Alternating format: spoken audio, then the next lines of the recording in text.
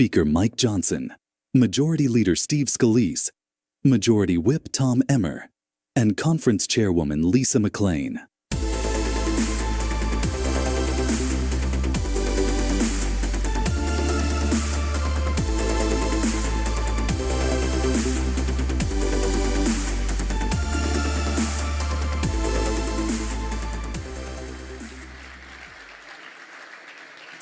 Thank you all so much. Have a seat for just a moment.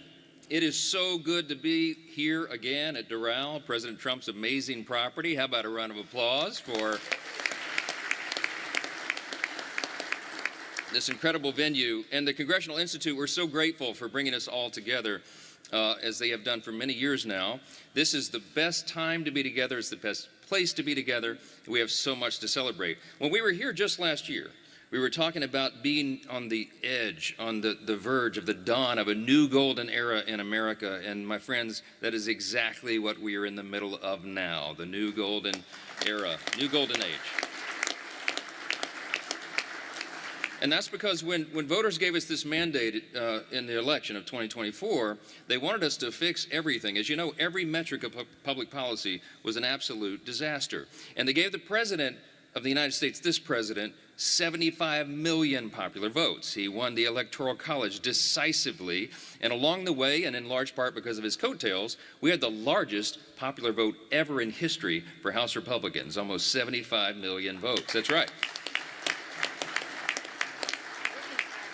So we came in with a mandate, and we came in with an agenda, and we began to work very hard. We worked hand in hand with the president to move that agenda along, the America First agenda. And the record of the first year of the Trump administration in the last couple of months has been promises made, promises kept, because we take the responsibility that we have been given by the people seriously. It's a restoration of common sense. We are bringing America back again, and it's largely because of the leadership of the gentleman that I'll introduce to you in a moment.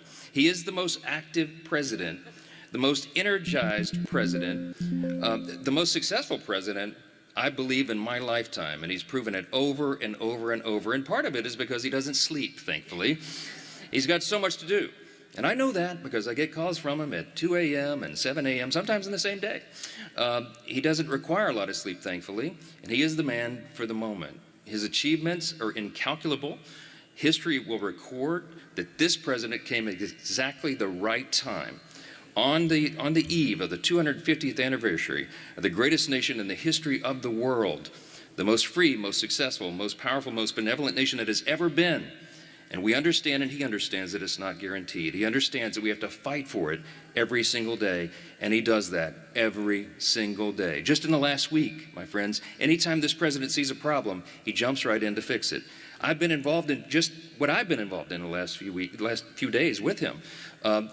Several days back, earlier in the week, he recognized that the growth of AI and the new tech and the need for data centers around the country and new energy sources. He pulled together all the leaders in the industry. He's the only person that has the gravitas to be able to do that. And he pulled them all together, and they signed the Ratepayer Protection Pledge to make sure that energy prices continue to go down and don't rise, even though the demand, that's right, it's a big thing. And then a couple of days later, we're working hard in the House, and the House leadership team's doing all of our thing, and I get summoned back to the White House. What is it now? Well, the president needs to save colleges and universities. The NIL, the name, image, and likeness madness has really gotten out of control, and the president's decided that he's the man to fix it, and he is. And so he summoned us all together, and I mean, you probably saw 60 of the biggest names in college sports and athletics and college administration, university administration, all summoned to the White House for a productive meeting to get the SCORE Act and our solutions done and finished up. A few days later, I turn on the TV. You know, I'm trying to rest a little bit. The president doesn't. Why? Because now he's back down here in South Florida, and he has brought together and created the New Hemisphere initiative to take out narco-terrorists and secure the hemisphere. This security for the Americas. It's a new initiative that he alone has conceived. This president never stops. There's so much to fix. We have the right man for this hour. History will record one of the most consequential presidencies in the history of this extraordinary country. We are all blessed to be a part of it, to work alongside him in the legislative branch and to get this done for America. We will continue to do that as we head in to the most important midterm election of our lifetimes. We all know that.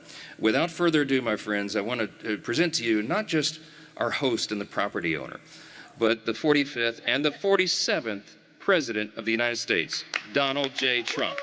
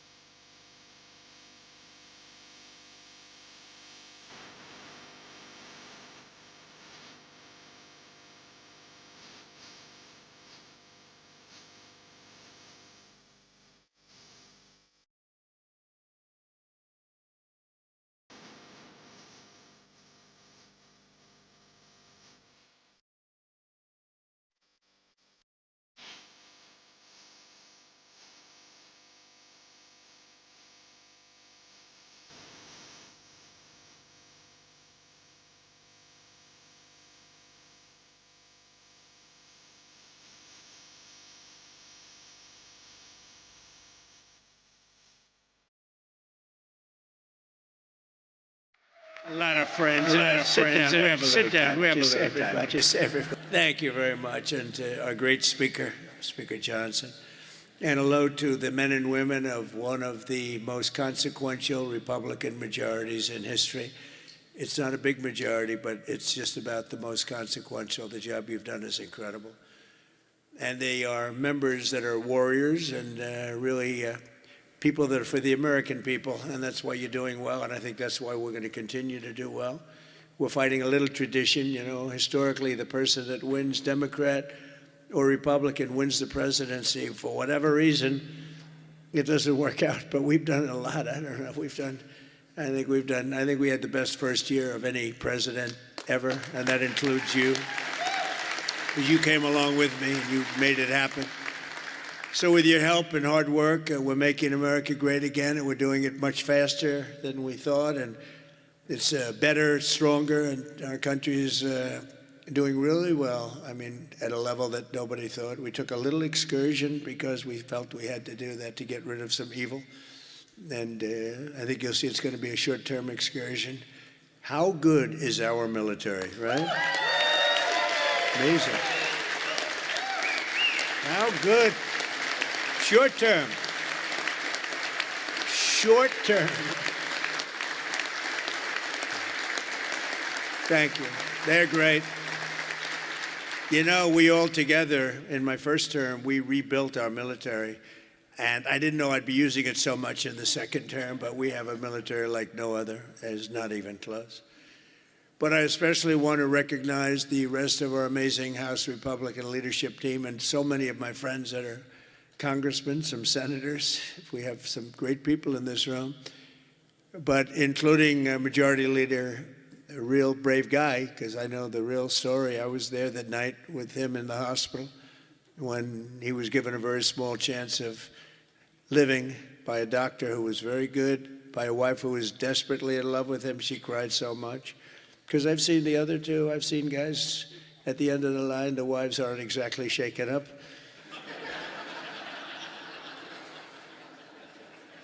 When they don't cry, when they have no tears or any sign of tears, this is not a good sign of a great marriage. But he must have a great marriage, because she was just devastated. She was going to lose her guy. But it worked out that the doctor said More blood was put into him than he's ever seen. He was in big trouble. I looked at him that night and I said goodbye to him, but he made it. He was brave, and look at the way he fought back from so many different things. Steve Scalise. Amazing, right? And we have another one, Tom Emmer, who I really got to know over the last few years, and I'll tell you, he's a winner. He's a champion with another great wife. We got good wives up in there. Let's say great wife, fine husband. But Tom is just a real champion and a winner, and you have a problem, you go to him, he gets it solved. So thank you very much. Great job. You've done a great job.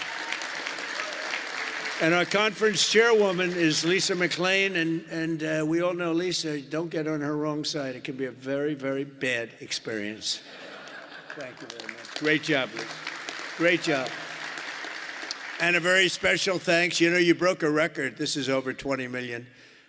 This is, it's the biggest of these type of events that there's ever been by a lot.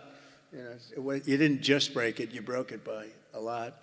So I want to congratulate you. But there's just great spirit. The Republican Party has fantastic spirit.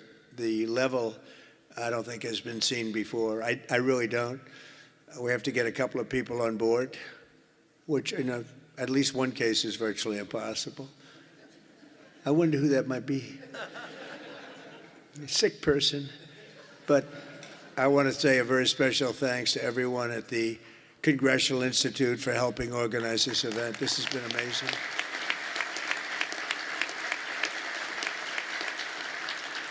And over the past 9 days, we've been reminded of how vital our Republican majorities are. And it's, you know, it's America's future. We're really fighting because these people, you saw the other night at the State of the Union, you saw these people. They wouldn't stand for a mother who just lost her daughter by having her throat slit from behind.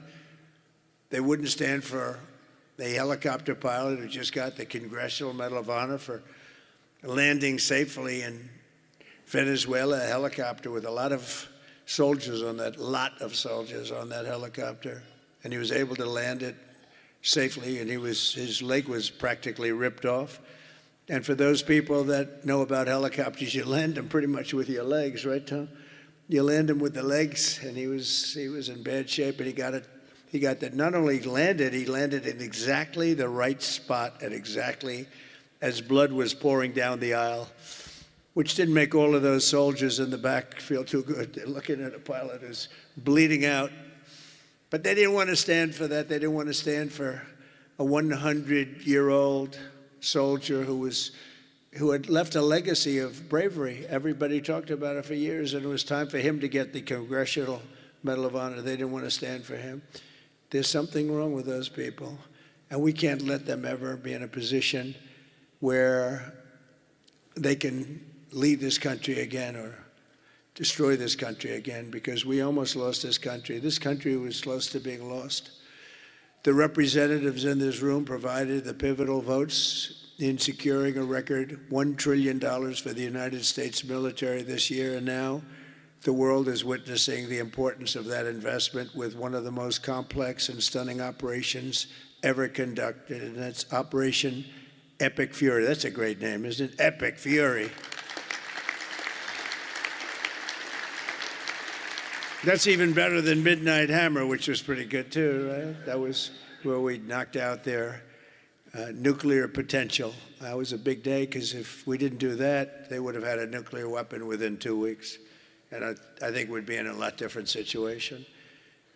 And then you had, of course, what they did in Venezuela, how that was just so far so good. We've done a real job. We've got all good ones. If you go back and you look at Afghanistan with Biden, one of the worst, I think the most embarrassing moment in the history of our country. If you look at what happened with Jimmy Carter, also with Iran, but if you look at what happened with the helicopters and the hostages, it cost them the election. It was what a mess. The world respects us right now more than they have ever respected us before. Believe that. And because of Republicans, you people in Congress, the United States has by far the strongest and most powerful military on the face of the earth. We're the strongest military anywhere in the earth, and now everybody understands it. Together with our Israeli partners, we're crushing the enemy in an overwhelming display of technical skill and military force. Iran's drone and missile capability is being utterly demolished. The Navy is gone. It's all lying at the bottom of the ocean. 46 ships. Can you believe it? In fact, I got a little upset with our people. I said, what quality of ship? Excellent, sir. Top of the line. I said, why did we just capture the ship? We could have used it. Why did we sink them? They said, it's more fun to sink them. I said, that's not. They like sinking them better. They say it's safer to sink them. I guess it's probably true. But think of it, we knocked out 46, and actually took 3.5 days. Their terrorist leaders are gone. We're counting down the minutes until they will be gone. Think of it, we had leaders, and they're gone. Then we had new leaders, and they're gone. And now nobody has any idea who the people are that are going to be the head of the country, and will not relent until the enemy is totally and decisively defeated.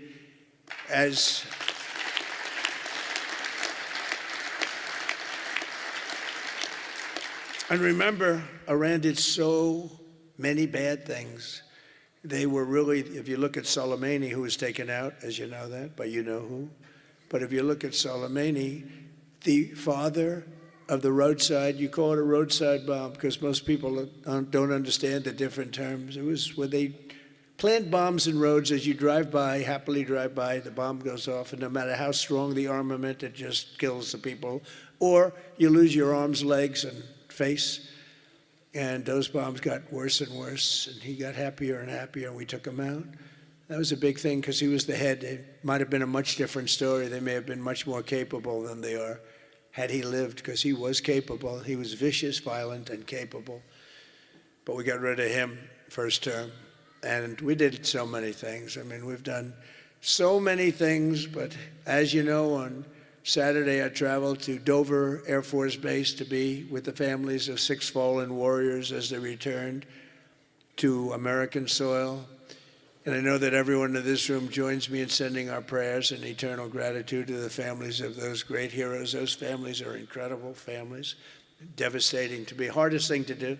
You know, I've done it a lot. The hardest thing to do is to go to Dover, because Dover is where, for the most part, a lot of the fallen, the warriors, the great young people that have died in war, they seem to mostly go to Dover. They come home to Dover. Dover does a great job of handling things. They have men assigned to the family. They have men and women that are incredible, assigned to the families. It's a beautiful thing, but it's also a very sad thing. But they all said one thing to me: make sure you win, sir. Make sure you win. They weren't playing games. They want to make sure. They said it. Everybody said it. They were separate, but everybody said the same thing. Make sure you win. We will. We've already won in many ways, but we haven't won enough. We go forward more determined than ever to achieve ultimate victory that will end this long-running danger once and for all. 47 years. It should have been done a long time ago. The world would have been a different place had some president had the courage to go and do it. They should have done it many, many times. They had many opportunities. The United States of America is the greatest and most exceptional nation in human history, and will not be threatened by evil terrorists and lunatics any longer. We just can't do that. And, you know, when I always talk about how great our nation is, I don't know. I don't consider our nation very great for 4 years under Biden. We were a laughingstock all over the world. We were a laughingstock. So, you know, I say great, great, great, but I don't know. When you look at what happened with so many different things, the open border, 25 million people, many of them very bad people pouring into our country with open borders that just said, come on in, makes no difference. They emptied their jails into our country. 11,888 murders, 50% of which murdered more than one person. The drug dealers came in, the mentally insane came in, they emptied their mental institutions, they emptied their insane asylum. That's a step above a mental institution. They emptied them all right into our country. And we've done a great job of doing what we've done. Think of it, we have the lowest crime rate that we've ever had. We have the lowest murder rate in 125 years. And we're saddled with all of the problems of the criminals that were let in. You know, look, they're smart people. I know the people that run those countries, every one of them. And they're all streetwise, very smart. And I would do exactly the same thing. They emptied their jails into our country. I said that was going to happen when I heard that they were having open borders. I didn't believe that they were going to have it. When I realized that they actually were going to have open borders, I said, we're going to have every person in jail. We're going to have every drug dealer. We're going to have all these countries all over the world. The Congo, they emptied their jails all the way from the Congo to all parts of South America, Asia. They sent in their people in jail, murderers. Some of the worst people on earth got sent into our country. And I'll tell you what, ICE is unbelievable, what they have to put up with and how tough they have to be. That goes for Border Patrol, and it goes for law enforcement, our law enforcement people. But sadly, even as our service members are fighting bravely to protect America abroad, the Democrat minority in Congress is deliberately sabotaging our national security at home. And you're going through it right now, fellas. I mean, you're going through, it's not even believable. You know, we should be very safe right now, especially when we're attacking somebody that's evil, bad intention. But last week, 53 House Democrats voted against a resolution affirming that Iran remains the world's #1 state sponsor of terror. Who the hell would do that? I mean, almost every act, whether it's Hamas or Hezbollah, no matter what, you take a look, it's Iran or Iran-sponsored. And even more outrageously, as we speak, Democrats have shut down the Department of Homeland Security. They've got it shut down. Do you believe it? Right now. Because they care more about amnesty for illegal alien criminals than about protecting the lives of American citizens. I mean, take a look at it. The American citizen is being scoffed at by Democrats. It doesn't make sense. None of this stuff makes sense to me, you know, when they sat and they wouldn't stand up for incredible people. They just refused to clap, stand up. By the end of the speech, by the way, they were all standing because somebody was passing them. No, you people are getting killed tonight. They were all, they'd stand up for everything I was saying. At the end, that last half hour, they were standing up for things that they shouldn't have stood up for. Because they got the word, you're getting killed tonight. Stand up and clap for the woman that just lost her daughter, please, to a violent criminal. But Democrats must vote immediately to reopen the Department of Homeland Security so that we have the resources to keep America safe.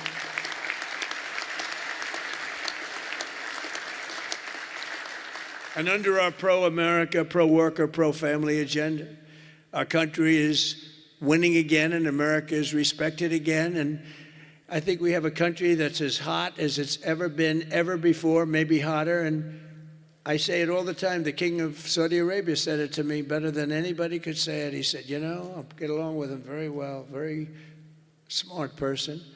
He said, you know, a year and a half ago, your country was dead, absolutely dead. We never thought it was coming back. And now you have the hottest country anywhere in the world. It's true. We're the hottest country anywhere in the world, by far. And that's before we showed off our military strength with Venezuela and now with Iran. You know, Iran was supposed to be this big, powerful country. We wrapped the hell out of them. And, you know, I don't know when they cry uncle, but they should have cried it 2 days ago, right? But they don't have anything left. In our country, inflation is plummeting. Incomes are rising. The economy is surging. Our border is the most secure at any time in American history. And the murder rate is the lowest in 125 years. That's before my father was born. My father was born 6 years later than that. I don't know if he'd like me to say that. Never liked to talk about his age. He said, don't talk about that. But think about 125 years ago, 1900, the year 1900. The stock market has set 53 all-time record highs since the election. And it's going to go a lot higher as soon as we get rid of this stuff that we're doing right now, that we really had no choice. I mean, I asked people, I said, would you rather do this or would you rather go along nice and smoothly? but eventually have a catastrophe the likes of which perhaps the world has never seen. And just about everybody says, except for lunatics, that no, you had to get it done. Should have been done a long time ago. The average 401k is up almost $35,000. Think of that. It's at the best they've ever done. And I think you're going to see some real numbers when this gets, because this was always a dark cloud hanging over not only Israel, which was going to get wiped out. You know, if we didn't do that B-2 attack, Israel would have been wiped out. They would have had a nuclear weapon within 2 weeks after that. And even now, I think they were looking to take over the Middle East, because when you look, and we have pretty good proof, all of those missiles that were so stupidly aimed at Qatar, Saudi Arabia, UAE, they were all aimed, and others, at countries that were sort of like, leave us alone. They were all right. They were sort of neutral, but they weren't doing it. All of a sudden, they're getting hit with missiles. And they could have gone one of two ways. They could have gone toward their side, like, we're with you, or they could have gone with our side, and they really went with our side, and they've helped us, and they've been a big force. But they got hit. But they were going to be hit with us. Had we not done the B-2 raid, and if we not done this one, where we said, nope, it's time to go in, we have to go in, have no choice. Number one, if we didn't go in, they would have come in after us, because I see the Democrats trying to justify it, and they're failing because the voter on the street is saying, you've got to be kidding. But I see where they're going, where they're always saying, no, there was no reason. Well, I'll give you the best reason of all. Within a week, they were going to attack us, 100%. They were ready. They had all these missiles, far more than anyone thought, and they were going to attack us. But they were going to attack all of the Middle East and Israel. And if they had a nuclear weapon, they would have used it on Israel. And this was going to be a major attack. And they had all of those missile sites and all those launchers that we got rid of, about 80% of them right now, by the way. Got rid of most of the, see, it's died down to a trickle. There are very few launchers left. What our military has done is amazing. They wiped out almost 20%, maybe 22, 23%, but the rest are going very quickly. And the missiles have been largely knocked out. The drones have been knocked down, and we're hitting where they make the drones. We know them all, and we're knocking the hell out of that now where they manufacture the drones. A lot of work, a lot of brilliant work, but we're going to have a much safer world as soon as it's finished, and it's going to be finished pretty quickly. With the help of our House Republican majority, we passed the largest tax cuts in American history, and we have to be talking about it. And with the great, big, beautiful bill, we delivered no tax on tips, no tax on overtime, and no tax on Social Security for our great seniors. And we did something else which is great that nobody ever talks about, Tom, and we have to talk about it. We made interest on auto loans fully deductible. That's never happened. We've never had that. Rich people always get deductions, but middle-income people, people that have to struggle a little bit, never did. But now they can deduct the interest paid against their taxes. We have one little proviso, and I put this on, it's very important, only if the car is made in America, all right? That's going to have a huge impact. That's going to have a huge impact. We passed the Trump accounts to give every child in America a head start on the American dream, and that's so good. It was, I'll tell you, the Dell family, Dell computer, put up $6,250 million. Think of it. He started with very little, nothing, very, very little. Started making computers on his bed. And he said, yeah, people started liking them better than the ones from the store. And he never stopped. And he can write a check for $6,250 million. He said, and his incredible wife, Susan, they said that's the best thing they've ever done. He's so proud. He's going to do it again. Going to do more. And we have a lot of other people. A lot of very rich people are doing it. A lot of people that aren't so rich are doing it. They're doing it for their kids, but it's turning out. So a young child turns 18 or 21, and all of a sudden they have $100,000 in the bank. What a difference that is between having that and having nothing. And it could be more than that. It could be a lot more depending on what happens with the world. And we passed 100% expensing and bonus depreciation on all new equipment, factory construction and investments, and that's what made our first term. We had the greatest economy in the history of our country in the first term, and this one's going to blow it away. Again, we had a little pause, but it's not a very big pause. With your help, we also passed the largest regulation cuts in American history, ending the Green New Scam, one of the greatest scams in history, and massively increasing production of American oil, natural gas, and clean, beautiful coal. We brought coal back. You're not allowed to say coal without clean, beautiful. Got to be clean, beautiful. China uses coal. They're building about 65 massive coal plants right now. But China, great respect for China, but you know, they make all the windmills, right? The only thing they don't do is use the windmills. They make them. But try finding wind farms in China. There aren't too many of them. In my State of the Union address, I laid out an ambitious agenda that should be our roadmap this year, and it's starting with lowering the cost of living. You know, they gave us a mess. We inherited a mess, an absolute mess. And the mess was many things. They were bad with our military. They were bad with everything. I mean, I said, name one thing that they did right. They can't name one thing. But they also gave us very high prices. And then they said the word affordability. That's the first time I ever heard it. They said affordability. My first day in office, they said affordability. They're the ones that caused the problem, but we're really bringing down prices big. Do you notice you don't hear that word anymore, Mike? They don't say it anymore because we brought down prices so much. So our message is simple. Democrats created the high prices, and our policies are totally ending them, and they're ended, and we're doing better. We're even bringing them down further. They'll be way down, and we're bringing, you know, if you go back into the last period, I would say, I think it's 2.5 months, 1.7% inflation. 3 months, 1.45% inflation. Think of that. Whereas they had the highest inflation in the history, the single highest inflation in the history of our country. Now, you know, I always say this. They say 48 years because I don't want the fake news to get me on this. They say it wasn't history, it was 48 years that the inflation was the highest in 48 years. But I don't know, in some ways 48 years sounds even worse because it's very specific. Yeah.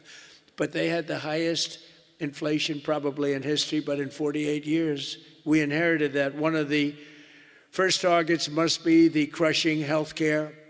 We have to crush and take over the healthcare situation, which we can do. For the first time, we can do it since the passage of the Unaffordable Care Act. Big insurance companies have gotten rich. They've made money like practically no other companies have made, with our government giving them hundreds of billions of dollars, and their stock prices soaring to up to 1,700%, 1,000%, 1,200%, 1,600%, and even 1,700%. The government gave them essentially trillions of dollars. And I want that money to be paid to the person, not to the insurance company, and let them go out and buy their own health care. And people love it. People love it. You'll get better health care at a much lower cost, and they'll be sort of part of the system. But the money we spend is so much. We spend numbers that nobody could even believe. But the health care companies, because the Democrats are owned by the insurance companies, remember that. And so they have a problem. That's why it's hard to get it fixed, because they are totally owned and controlled by the healthcare, by the insurance companies. Healthcare insurance, but the insurance companies themselves. So when you want to do something that's good for the people but bad for the insurance companies, it's very, very hard for them to go in a different way. Now, Republicans never do that kind of thing, right? You're owned by nobody, right? Nobody. See, a young girl up here say, yes. Some of them are a little bit shaky, but they're Republicans. We love them. We love them anyway, right, Mike? But they are owned by those big, powerful insurance companies that are making a fortune, and it's hard to get them to do the right thing. They know what the right thing is. So we want the money to be paid directly to the people and let the people go out and buy their own health care. And people love it. They love it. We can own the issue. For the first time ever, Republicans can own that issue. I'm also asking you to take swift action to codify my most favored nation policy on drug prices, the biggest. That alone should win the midterms. We have, and I tell this story all the time, my first term, third year, I actually had a slight, it was 1/4% decline in drug price. First time in 28 years. I was so proud. I went home, told our great First Lady, who's now a movie star, I got the biggest, can you believe this? That movie was hot, and it is hot. She became a movie star. It was a good movie. But I went home and I said, you know, it's amazing. We do so well, we work so hard. This issue is the single biggest issue. Okay.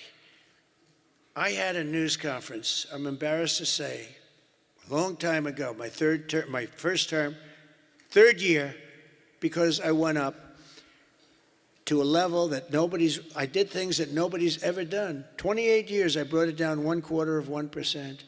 Now I brought it down 80%, 90%, 75%, depending the way on, it's driving the fake news crazy because I say 400%, 500%, 600, depending on the way you want to talk about it, if you want to talk about pricing. But using a conservative number, what we've done is we paid the highest price for drugs anywhere in the world, and now we pay the lowest price for drugs anywhere in the world. We are tied for the lowest price. Whoever has the lowest price, that's what we pay. And I did that through tariffs. We had a little disappointing decision, to put it mildly, from the Supreme Court. Terrible decision for the people, but the good news is I have lots of other ways of doing the same thing. I just have to work a little harder. They want me to work harder, but we're doing the same thing with a lot of work. But I used tariffs to get this because I went to other countries. The drug companies were not easy, but I got them. And I said, we're not paying. We were paying for a pill $130 that in London and Germany and different places you'd pay $10. So we were paying 13 times more. They're paying $10, we're paying $130. And the drug companies, I called them in. We had a rough time, but it wasn't that bad. And they agreed because they knew that I couldn't get the countries. You had to get the countries to approve it. And I called up, and you've heard me say this a couple of times, not often, but I called the countries up. I called up France. I said, Emmanuel, you have to cut your good friends from America a reasonable deal. What's happening is you are paying a tiny fraction for drugs. No, Donald, I cannot do anything about that. I said, you can. He said, no, I will not do it. I will not do it. Because he'd have to raise his pill from $10 to $20 and maybe even $30. Ours would come down from $13, $130 down to $20. Think of that, from $130. That's what you're going to get, from $130 to $20. But he has to double his price from $10, and they were the boss. I said, no, you will. No, Donald, I cannot do that. And I heard this from all the other countries too, very elegant people. And they were saying, no, we cannot do this. We will not do this. I said, yes, you will, 100%. No, we will not. Because, they have to double up their prices.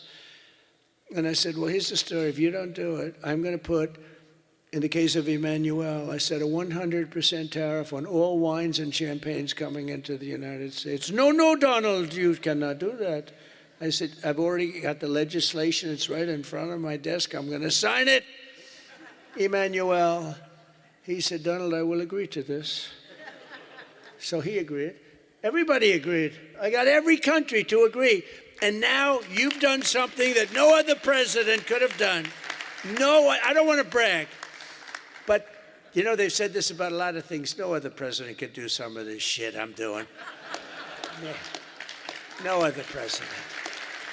The things I'm doing, nobody else was going to do it. They say it all the time, sir, could you do this? You're the only one can do it. But we got it done, and we got the countries to all go along. Because I said, if you don't do it, I'm going to raise your tariffs to 200%, to 150%, and that's 10 times more than I'm asking for. And every single one, if it took me 5 minutes, that was like a long time. I was doing badly with that one.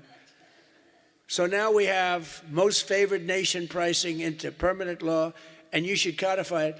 but I don't care that much about codifying it, because what politician is going to agree to increase drug prices by 500%, okay? So, but it's still good to have it codified. Don't you agree? You know, they're saying, sir, we have to codify it. I said, that's okay, but I'm not. Other things you should codify. That I can tell you. This one, you should codify, because you want to take credit for it. You want to take credit for it. So if you can, please codify it. Get out there and codify. You're getting an 80%, 85%, 55%, 70% reduction in drug prices. Codify it. But if you don't, no president's going to raise it, in my opinion. Although they are crazy, you know, these people are crazy. They could find a way. You better get it codified. And as we work to bring down interest rates so that more Americans afford a house, I'm also asking you to ban the Wall Street firms, large Wall Street firms, institutional investors, from buying up thousands and thousands of single-family homes, hundreds of thousands of homes, because homes really are for people, not for hedge funds. We want to get the market out so they can do it, and we're stopping it. We want people to be able to buy a house. It's the American dream. Buying a house is a part of the American dream. And we must also stand up for the safety of our citizens. One of my guests at the State of the Union was Anya Zarutska, the mother of beautiful 23-year-old Ukrainian girl who was stabbed to death on a train in North Carolina by a deranged criminal, arrested more than a dozen times. And I had the mother, as you know, at the State of the Union, and she was devastated. Beautiful woman, devastated, uncontrollably devastated. And we couldn't get one Democrat to even clap. The Republicans clapped and went wild, and they loved her. Not one Democrat in that whole room even thought about clapping. They sat there frozen-faced. Disgusting. House Republicans should get every member of Congress on record and pass a tough new crime bill that imposes harsh penalties for dangerous repeat offenders, which this nut was, cracks down on rogue judges and prosecutors, and ends no cash bail once and for all. No cash bail is a big part.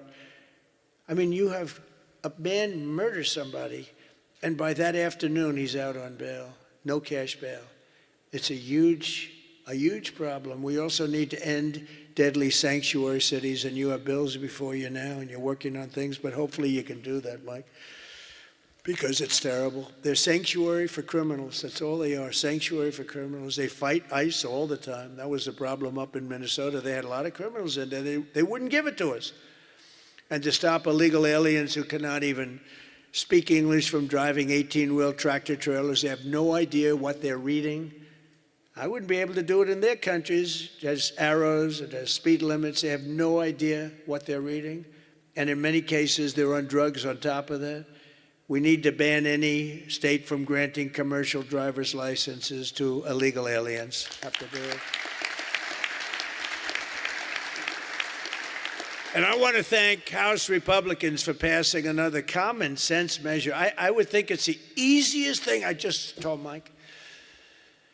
You know, you were at $19 million. I have to say this because I've never contributed. I was a huge contributor for years and years. Once I became president, I never contributed any money, because the greatest thing about being president is I no longer have to contribute. Nobody ever asked me for money.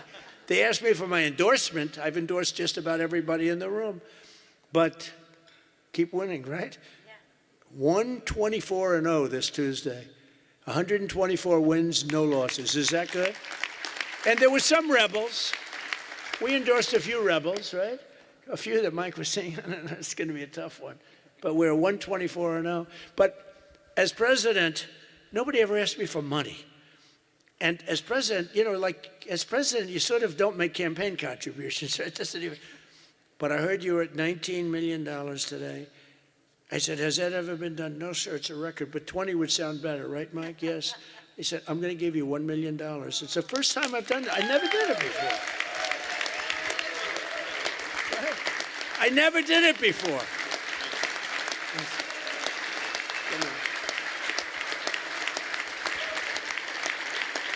I never did it before. Now I'll be hit up by every political group, every Republican running. Sir, can I have some, give me a little cash. I'll have Emmer come up to me and say, how about a little cash for my campaign? I will no longer have the excuse that as president, anyway, no, but we had to hit the 20, right? We had to hit the 20. That was a hell of a thing. You beat it by a lot. You beat the record, the previous record by a lot. But I want to thank House Republicans for passing another common sense measure, to me the easiest of all, the Save America Act, to protect our sacred American. Look at this.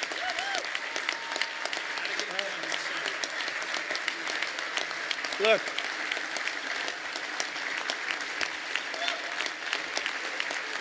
It's the easiest thing we have. I can't, it's the easiest thing we have. Now, the problem is you call it the SAVE Act, and nobody knew what the hell the SAVE Act. Have you been seeing, I've been working overtime the last month. It's called the, capital the Save America Act. And I saw Schumer yesterday, we will stop Save America. He's getting killed. They can't do it. And then the things within the Save America are so good. But just the title. So we had that with MAGA. Greatest name of all time. Make America Great Again. MAGA. It just worked. You know, I had something, Keep America Great. It was good, but it didn't have that MAGA. You know, there was nothing you could see. I had CAG. And CAG, I said, you know, no longer, that's not good. But MAGA is great, and we'll always respect MAGA. We love MAGA. We're never going to let you down with MAGA. But this one's even better if you think about it. This says, America. We're going to save America. The Save America. How can they fight us? The Save America Act. And I've watched them. I watched Schumer, who's horrible. What a horrible politician. He is now a Palestinian officially. He is registered as a Palestinian. He's taken the biggest turn of any human being I've ever seen. He's gone from totally pro-Israel to totally pro-Palestinian. He wants to protect the Iranian people that are quite nasty. But it's very simple. All voters must show the act. Voter ID. Ready? This is not complicated. Voter identification. Now, I have a whole list, but I don't want to put, I have like hundreds of things on the list. If you go shopping, if you do this, if you buy a car, if you license a car, if you point to everything you need to have identification. So all voters have to show identification, ID. All voters must show proof of citizenship in order to vote. So you have ID and you have citizenship. So far, good. No mail-in ballots except for illness, disability, military, or travel. Mail-in ballots are a disaster.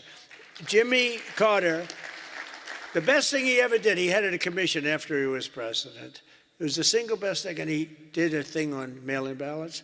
He said mail-in ballots should not be allowed because they are inherently dishonest. And we have seen it time and time again, and we just keep going with it. And I put that down as a top 3. Look, no mail-in. Now, you have the exceptions for the military, and I would even say foreign-based military. But for the military, for disability, for illness, and if you're traveling, you have an excuse. And I was lenient on that. But those 3 things. Then I added 2 more. These are best of, best of. These are called best of Trump. We should also add on to this bill. And so what I've asked Mike to do is to draw a new one with these few things added. And let's go for the gold. Let's not just get one like voter ID, but, it can be given to you by your daughter. Your daughter, she has to be of age, like above 6 years old, she's allowed to say. You had to see some of this stuff is so bad. They're doing everything possible because they know if we get this, they probably won't win an election for 50 years, okay? And maybe longer. And they're going to fight like hell. But boy, do they get killed. Because even the Democrats, you saw the numbers today, Democrats voted 86% that this stuff should be passed. The Democrats. With Republicans, you're at 98%. But Democrats are at 86, except for the people that run the Democrat Party, because they want to try and win elections illegally. It's the only reason you vote against voter ID is because you want to cheat. There's no other reason. They come up with reasons. They say, it's racist. That's their number one, racist. Then you have to explain it, and they're just sitting there mumbling. They can't explain it. And it's actually very insulting when they use the term racist. Very insulting to the people that they're trying to so-called defend, but they're not defending. Then I wanted to add two more to it because they're, I say 95%, maybe 100%. No men in women's sports, very simple. Add that in. And I wanted to add in one other, I'm not even adding in no open borders because, you know, there's some people that like open borders. These people are crazy, but that's okay. Because I want 5 things that are like close to 100%. No transgender mutilization surgery for our children. You can't have transgender for our children. So those 5 things, voter ID, citizenship, mail-in ballots, no mail-in ballots, right? We don't want men playing in women's sports. That's got to be about close to 100%. We don't want men playing in women's sports, and no transgender mutilation of our children. Now, that should be the easiest thing to get past that you've ever had. Each one, it's best of Trump. Those are best of Trump. I have some that are very popular, but I wouldn't put them in that category. This is the number one priority. It should be for the House. And I'd like to ask Tom, Steve, Mike, all of you, if you would, I'd like to have you go back and Lisa, hello, darling. She was screaming her affirmation of what I said. The kid went wild. She was so happy that somebody finally said, let's vote on this. Lisa, you're going to get it done. Okay, I'm going to count on you. Forget the men up here. I'm going to count. Deal. But it's actually a matter in a serious way of national survival. We can't have these elections going on like this anymore.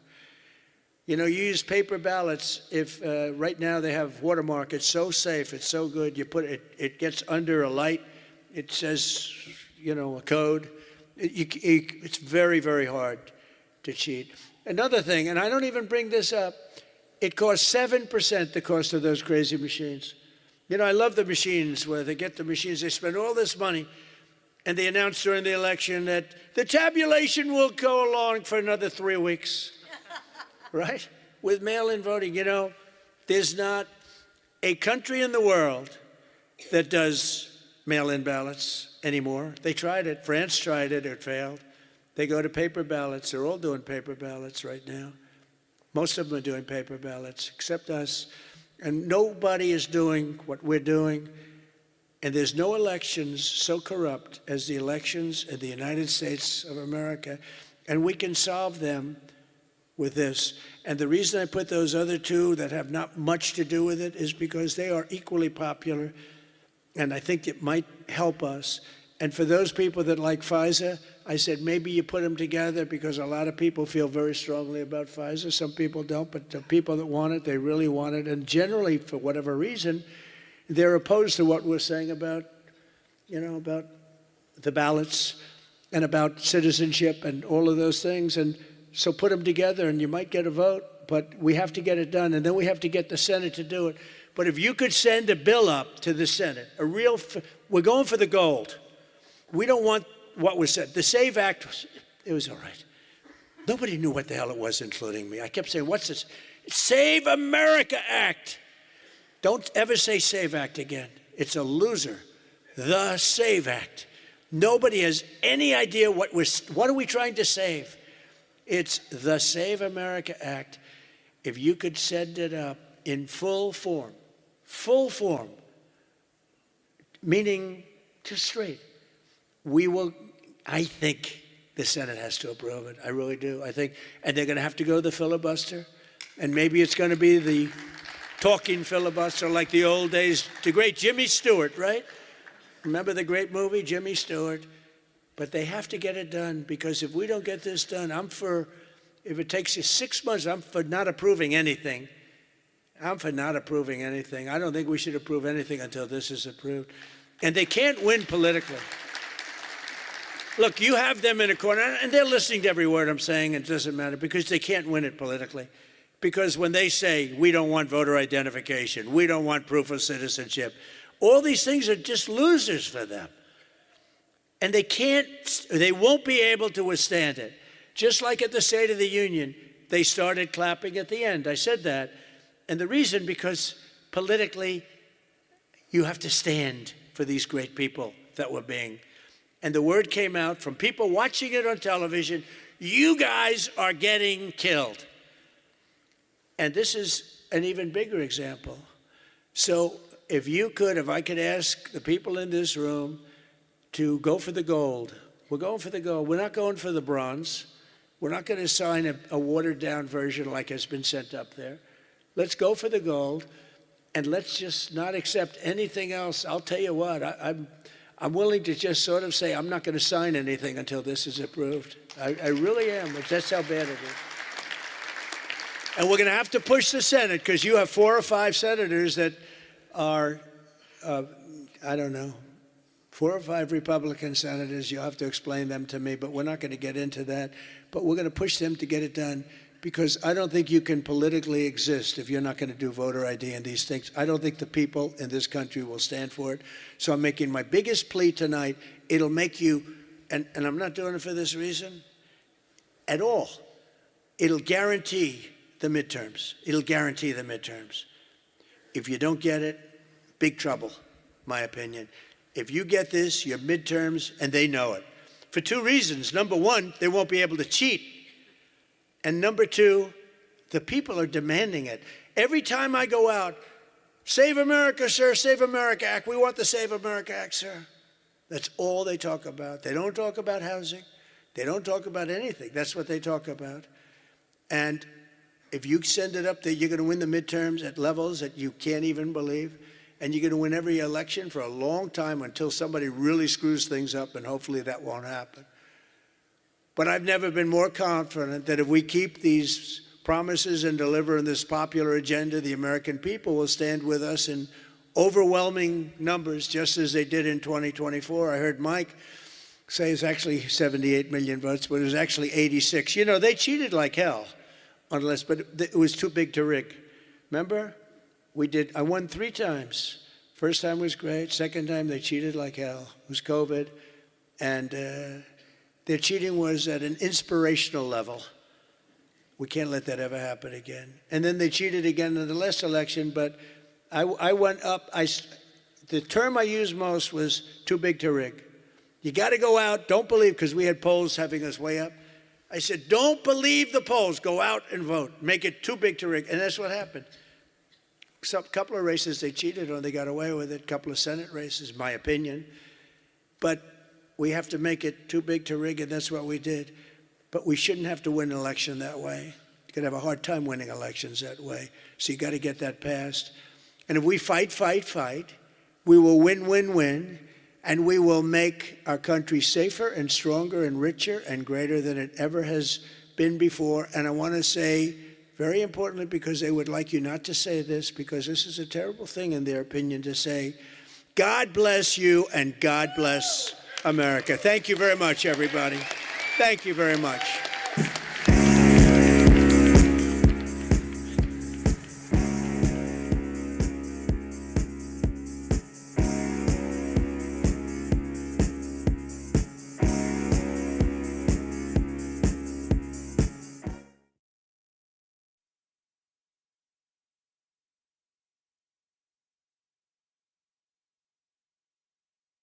God bless America. Thank you very much, everybody. God bless you and God bless. God bless you and God bless America. Thank you very much, everybody.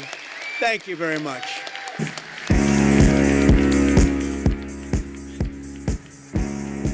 There's no elections so corrupt as the elections in the United States of America. And there's no elections so corrupt as the elections in the United States of America. And there's no elections so corrupt as the elections in the United States of America.